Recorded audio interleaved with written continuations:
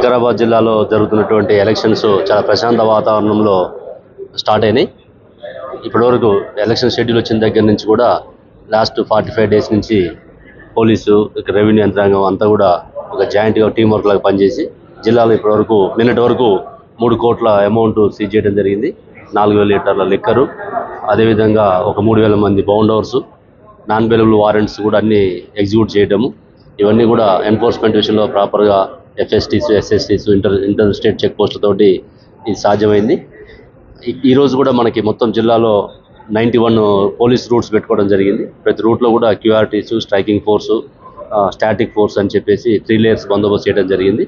అందరూ కూడా మూమెంట్లో ఉన్నారు. ఎక్కడ ఏ కంప్లైంట్స్ వచ్చినా కూడా ఇమీడియట్గా దాన్ని అటెండ్ కావడం, సాల్వ్ చేయడం జరుగుతుంది. ఎవరన్నా ఇంకా మోడల్ కోడ్ వైలేషన్ చేస్తే తప్పకుండా వాళ్ళ మీద కేసులు ఉంటాయి, వాళ్ళ మీద కఠిన చర్యలు ఉంటాయని చెప్పి తెలియజేస్తుంది.